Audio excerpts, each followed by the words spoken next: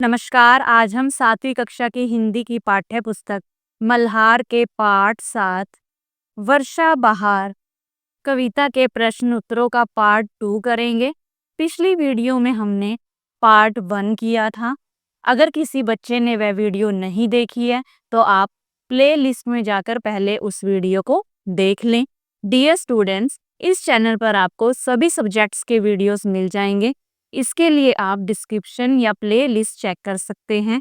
तो आइए मैं आपको जल्दी से बता देती हूँ कि आप प्ले लिस्ट को कैसे चेक कर सकते हैं। सबसे पहले आपको YouTube के सर्च बार में एजू मैग्नेट को टाइप करना है और इस चैनल को सर्च करना है। जैसे ही आप इस चैनल को सर्च करेंगे तो आपके सामने कुछ इस तरह का पेज खुल जाएगा। फिर आपको व्यू चैनल पर जाना है और जैसे ही आप व्यू चैनल पर जाएंगे तो आपके सामने इस तरह का पेज खुल जाएगा जिसमें आपको ये सभी ऑप्शंस जो हैं वो दिखाई देंगे। अगर आप वीडियोस पर जाते हैं तो चैनल पर जितनी भी वीडियोस हैं वो सभी आपके सामने खुल जाएंगी। आप जो वीडियो देखना चाहते हैं देख सकते हैं। और अगर आप प्लेलिस्ट में जाते हैं तो प्लेलिस्ट में आपको subject wise class wise videos जो हैं मिल जाएंगी। आप अपनी मनचाही मनपसंद वीडियो प्लेलिस्ट में जाकर देख सकते हैं। इसके अलावा आप विजिट शॉप या स्टोर पर जाकर ऑनलाइन शॉपिंग भी कर सकते हैं। और आप सभी से रिक्वेस्ट है कि अगर आपने अभी तक चैनल को सब्सक्राइब नहीं किया है तो यहाँ पर सब्सक्राइब का बटन दिया गया है, इसे भी ज़रूर प्रेस कर लें और इस चैनल को सब्सक्राइब कर लें ताकि चैनल पर आने वाली वीडियोस का अपडेट आपको मिलता रहे। तो आइए अब आज का वीडियो शुरू करते हैं। तो हमारा प्रश्न है विशेषण से संबंधित। बागों में गीत सुंदर गाती हैं मालिनें अब।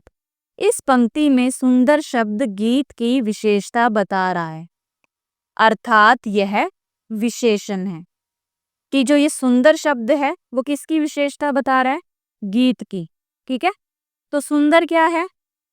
सुंदर क्या है? ये एक विशेषण है। ठीक है, गीत एक संज्ञा शब्द है और गीत क्या है? वो एक संज्ञा शब्द है जिसकी विशेषता बताई जा रही है, अर्थात यह विशेष्य शब्द है।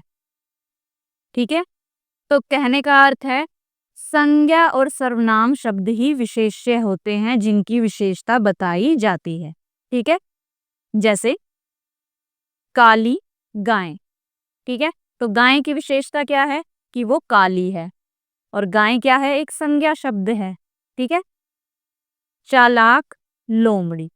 लोमड़ी क्या है? एक संज्ञा शब्द है और उसकी विशेषता क्या है? कि वो चालाक है।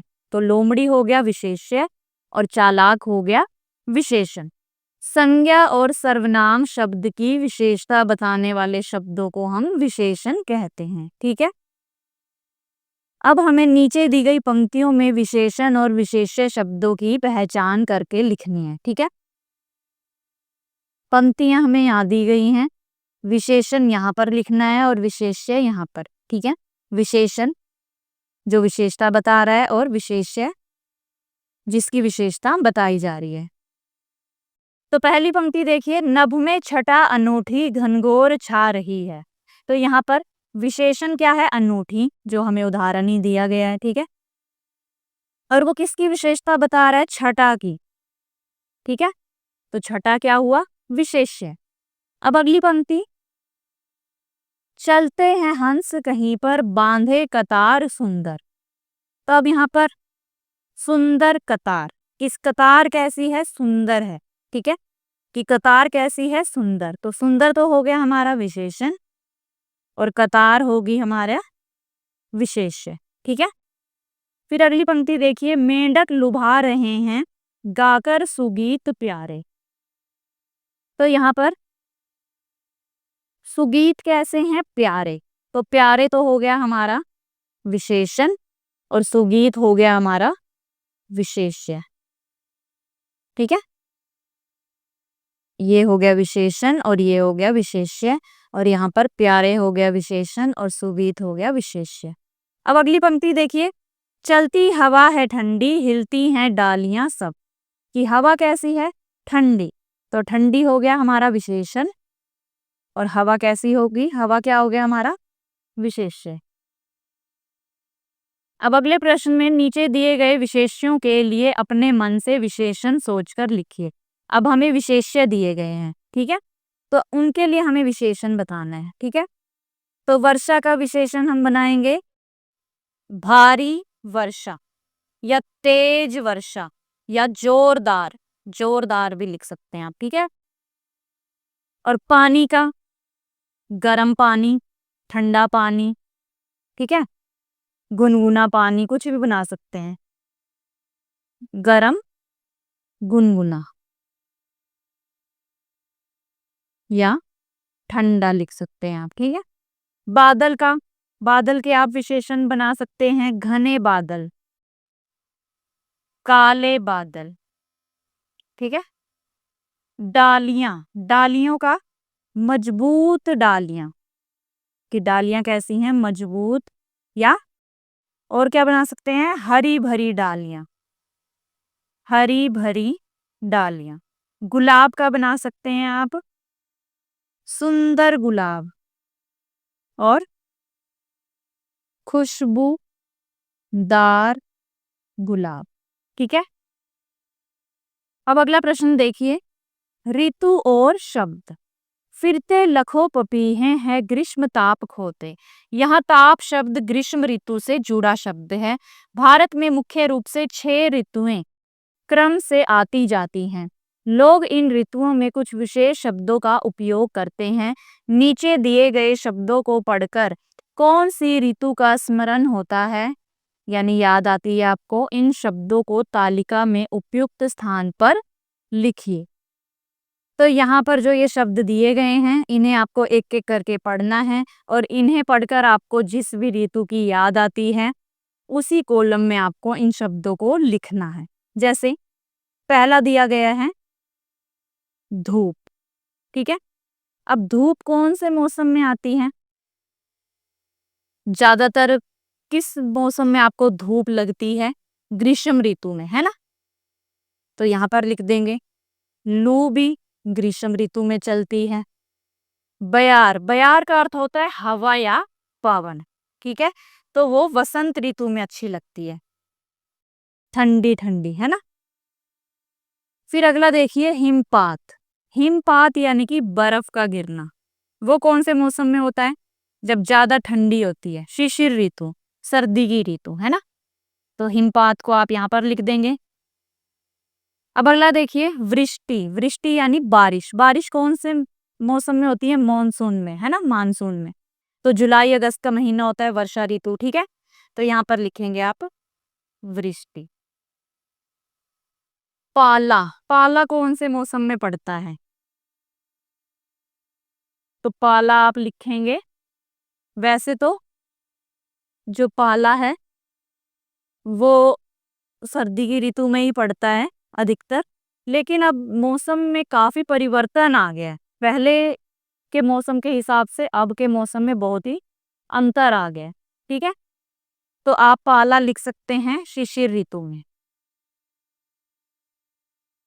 फिर है ताप। ताप यानी गर्मी, जलन, कौन से मौसम में होती है, ग्रीष्म ऋतु में। जाड़ा, जाड़ा कौन से मौसम में लगता है, ठंड के मौसम में, है ना। तो नवंबर दिसंबर के महीने में भी वैसे ठंडी होती है, दिसंबर में तो होती ही है, नवंबर में अब कम होने लग गई है लेकिन पहले होती थी, ठीक है। तो जाड़ा आप यहाँ लिख सकते हैं। कौन सी ऋतु होगी ये, हेमंत ऋतु, ठीक है। झड़ी, झड़ी आप लिख सकते हैं वर्षा ऋतु में। लगी आज सावन की फिर वो झड़ी है ना। तो झड़ी आप यहाँ लिख सकते हैं वर्षा ऋतु में। ठिठुरन, ठिठुरन कब होती है, ठंड के मौसम में। तो सर्दी के मौसम में लिख सकते हैं आप ठिठुरन, जब आप ठंड से कांपते हैं। धुंध, धुंध कौन से मौसम में होती है, धुंध भी वैसे पहले तो नवंबर में ही शुरू हो जाती थी, अक्टूबर से ही शुरू हो जाती थी, ठीक है। तो आप यहाँ लिख सकते हैं नवंबर दिसंबर हेमंत ऋतु में। कोहरा, कोहरा जो है वो भी आप इस ऋतु में लिख लीजिए। अब तो काफी चेंज आ गया मौसम में। पहले तो गर्मी भी मार्च अप्रैल में भी कितना अच्छा मौसम होता था, है ना। मार्च अप्रैल में गर्मी भी हमें मई जून में जाके ही लगती थी। शुरुआत मई से होती थी। लेकिन अब तो अप्रैल के महीने में, मार्च के आधे में ही गर्मी शुरू हो जाती है। बहुत ही परिवर्तन आ गया मौसम में। और पहले सितंबर से ठंड शुरू हो जाती थी। सितंबर, अक्टूबर, नवंबर, दिसंबर, जनवरी, फरवरी, मार्च तक रहती थी अधिकतर, है ना। लेकिन अब क्या होता है, सितंबर अक्टूबर तक भी पूरी गर्मी रहती है। बहुत ही परिवर्तन आ गया मौसम में। और आंधी, आंधी कब चलती है? आंधी आप लिख सकते हैं वर्षा ऋतु में। ठीक है। उमस, उमस कब होती है? गर्मी में होती है, ग्रीष्म ऋतु में। हरियाली वसंत ऋतु में। बहार बसंत ऋतु में। तपन ग्रीष्म ऋतु। जेठ, यानी जेठ का महीना कौन सा होता है? ग्रीष्म ऋतु ही होता है। ठीक है, जून, मई, जून। सावन, सावन होता है वर्षा ऋतु। ठीक है।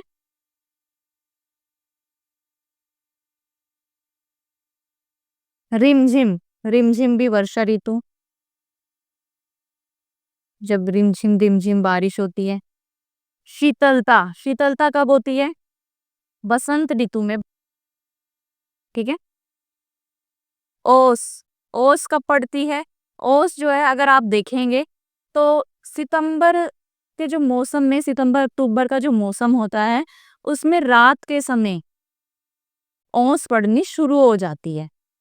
वैसे तो गर्मी होती है, लेकिन ओस पड़नी शुरू हो जाती है। तो शरद ऋतु में आप लिख सकते हैं ओस। फिर है ठंडक। ठंडक कौन से मौसम में होती है? ठंडक आप लिख सकते हैं, इसमें लिख लीजिए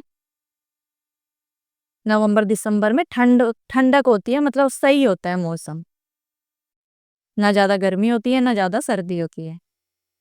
बादल फटना, बादल फटना वो होता है वर्षा ऋतु में, जब बहुत बारिश होती है।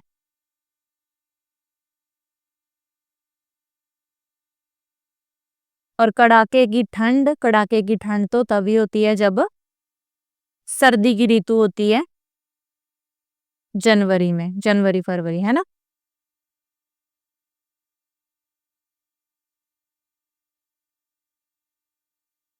तो इस तरह से आप इन सभी शब्दों को इन ऋतुओं के हिसाब से बांट सकते हैं। ठीक है। अब अगला प्रश्न, पाठ से आगे आपकी बात। वर्षा के समय आपके क्षेत्र में क्या क्या परिवर्तन आते हैं? वर्षा के समय, वर्षा के समय हमारे क्षेत्र में मौसम ठंडा और सुहावना हो जाता है। पेड़ पौधे हरे भरे दिखते हैं। तालाबों और नालों में पानी भर जाता है। कई जगह कीचड़ हो जाता है और रास्ते फिसलन भरे हो जाते हैं। फिर अगला प्रश्न है, बारिश के चलते स्कूल आने जाने के समय के अनुभव बताइए। किसी रोचक घटना को भी साझा कीजिए। तो बारिश के समय, बारिश के कारण क्या होता है, रास्तों में पानी भर जाता है। एक बार मैं स्कूल जाते समय पानी से भरे गड्ढे में गिर गया।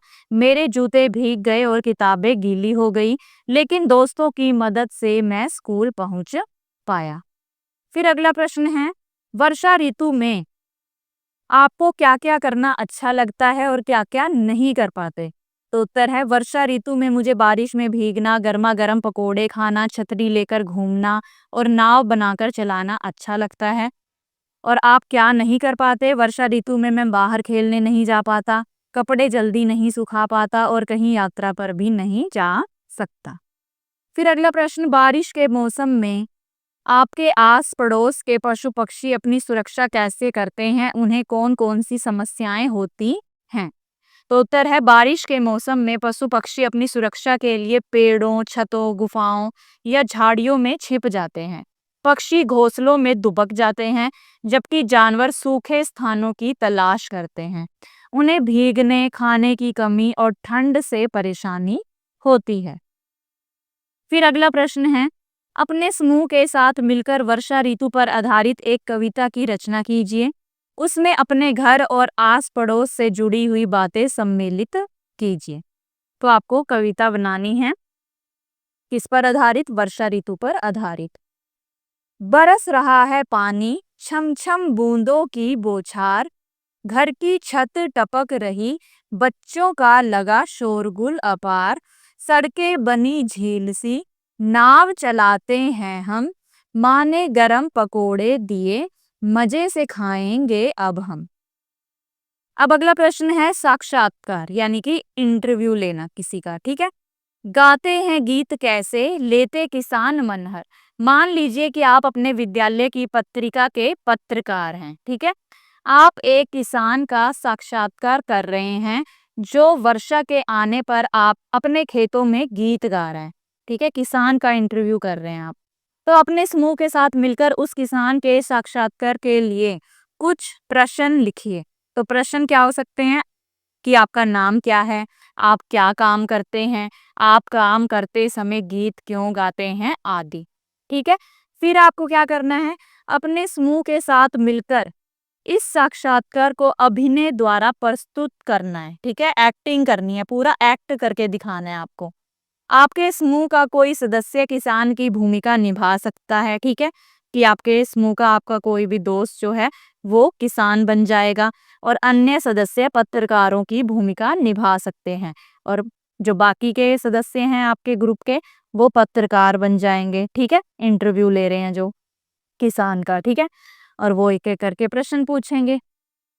तो जैसे आप पूछ सकते हैं, नमस्कार, आपका नाम क्या है, आप कहाँ के रहने वाले हैं, आप खेती कब से कर रहे हैं, वर्षा आपके लिए कितनी जरूरी है, वर्षा के समय आप गीत क्यों गाते हैं, वर्षा में खेत में क्या क्या परिवर्तन आता है, वर्षा ना हो तो क्या क्या कठिनाइयाँ होती हैं। तो ये सभी प्रश्न आपने लिख लिए।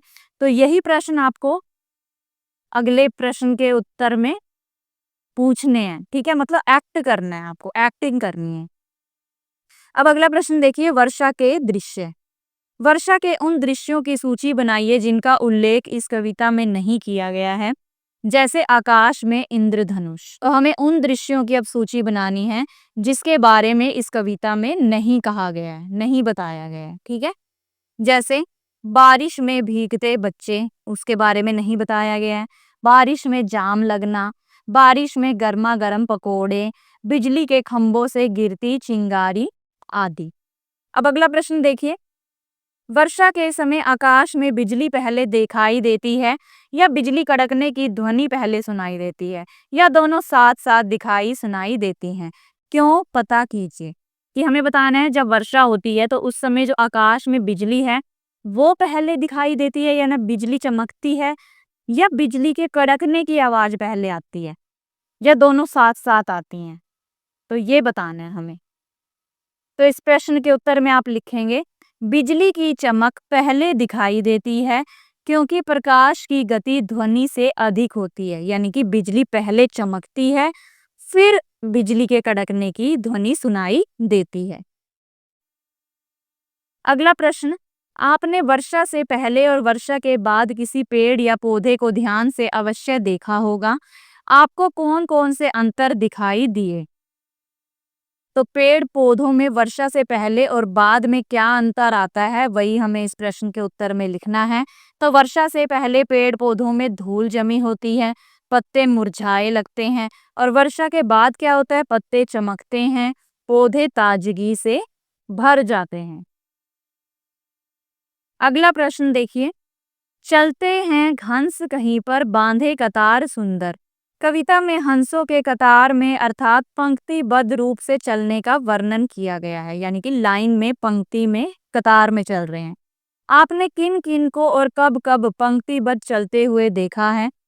किस किस को देखा है आपने लाइन में चलते हुए? संकेत दिया गया है, चींटी, गाड़ियां, बच्चे, आदि। तो इस उत्तर है चींटियां, स्कूल के बच्चे, परेड में सैनिक, बस की कतार में लोग, बतकों की कतार। ठीक है, अब अगला प्रश्न, वर्षा में ध्वनियाँ। कविता में वर्षा के अनेक दृश्य दिए गए हैं। इन दृश्यों में कौन कौन सी ध्वनियाँ सुनाई दे रही होंगी? अपनी कल्पना से उन ध्वनियों को कक्षा में सुनाइए। तो उत्तर है छम छम बारिश, मेंढक की टर्टर, बादलों की गड़गड़ाहट, बच्चों की हंसी, छत पर पानी की टप टप आदि। अब अगला प्रश्न, मेंढक लुभा रहे हैं गाकर सुगीत प्यारे। कविता में मेंढकों की टर्टर को भी प्यारा गीत कहा गया है। आपके विचार से बेसुरी ध्वनियां भी कब कब अच्छी लगने लगती हैं? तो उत्तर है जब वे प्रकृति से जुड़ी हों, जैसे मेंढक की टर्राहट। ठीक है। जब मन प्रसन्न हो, कि जब हमारा मन प्रसन्न होता है तब भी हमें बेसुरी ध्वनि जो है अच्छी लगती है। जब शांति में अचानक कोई हल्का संगीत जैसा स्वर सुनाई दे, कि तब हमें बेसुरी ध्वनियां जो हैं वो भी अच्छी लगती हैं, प्यारे गीत की तरह लगती हैं। अब अगला प्रश्न है सृजन। बागों में खूब सुख से आमोद छा रहा है। आमोद या मोद दोनों शब्दों का अर्थ होता है आनंद, हर्ष, खुशी, प्रसन्नता। कविता में वर्षा ऋतु में आमोद के दृश्यों का वर्णन किया गया है। कविता के इन दृश्यों को हम नीचे दिए गए उदाहरण की तरह अनुच्छेद में भी लिख सकते हैं, जैसे हवा की ठंडक थी, बारिश की रिमझिम बूंदें गिर रही थी, मोर नृत्य कर रहे थे और मेंढक खुश होकर गाना गा रहे थे। ये सभी मिलकर वर्षा ऋतु को एक उत्सव जैसा बना रहे थे। बागों में गुलाब की खुशबू और आम के पेड़ों पर नए फल देखकर पक्षी और लोग सभी प्रसन्न हो गए थे। किसान अपने खेतों में काम करते हुए इस प्राकृतिक आनंद के भागीदार बन रहे थे। अब नीचे दिए गए आमोद से जुड़े विभिन्न दृश्यों का एक एक अनुच्छेद में वर्णन कीजिए। तो यहाँ पर ये जो हमें आमोद से जुड़े दृश्य दिए गए हैं, इन्हीं का हमें अनुच्छेद रूप में वर्णन करना है। जैसे बारिश के बाद उपवन में सैर, परिवार के किसी प्रिय सदस्य या मित्र से वर्षों बाद मिलना, सर्दियों का पहला हिमपात, कोई उत्सव, मित्रों संग खेलना, किसी प्रिय पुस्तक को पढ़ना, किसी कार्य को पूरा करना या सफल प्रदर्शन करना, समुद्र के किनारे शांत सवेरा या शाम।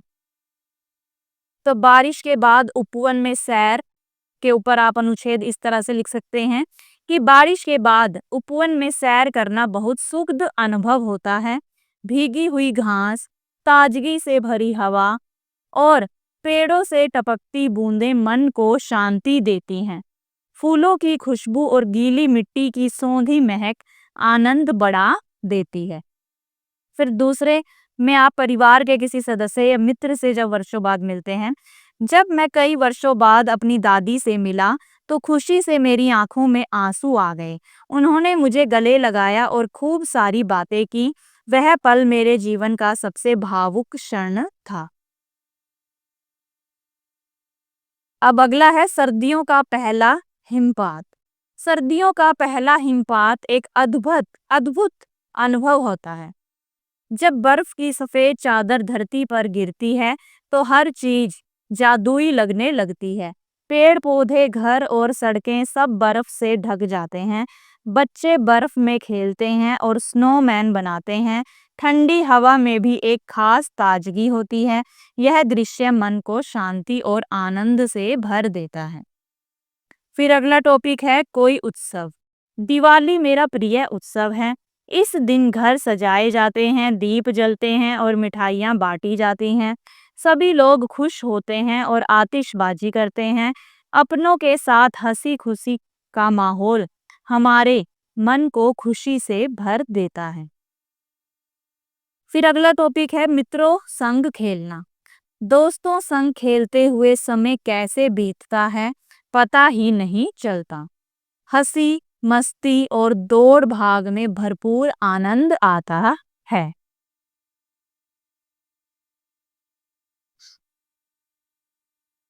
फिर अगला है प्रिय पुस्तक पढ़ना। अपनी मनपसंद किताब पढ़ते हुए कल्पनाओं की दुनिया में खो जाना बेहद सुखद अनुभव होता है। फिर अगला है कार्य पूरा करना या सफल प्रदर्शन। तो कड़ी मेहनत के बाद सफलता मिलना सबसे बड़ी खुशी होती है। आत्मविश्वास और संतोष की अनुभूति अनुभूति होती है। फिर अगला है समुद्र के किनारे शांत सवेरा या शाम। सुबह के समय समुद्र के किनारे बैठकर लहरों की धीमी आवाज, ठंडी हवा और सूरज का शांत प्रकाश मिलकर मन को शांति और सुख देते हैं। तो इस तरह से आपको अनुच्छेद लिखना था इन टॉपिक्स के ऊपर। ठीक है, अब अगला प्रश्न है वर्षा से जुड़े गीत। बागों में गीत सुंदर गाती हैं मालिनें अब, गाते हैं गीत कैसे लेते किसान मन है। हमारे देश में वर्षा के आने पर अनेक गीत और लोक गीत गाए जाते हैं। अपने समूह के साथ मिलकर वर्षा से जुड़े गीत व लोक गीत ढूंढिए और लिखिए।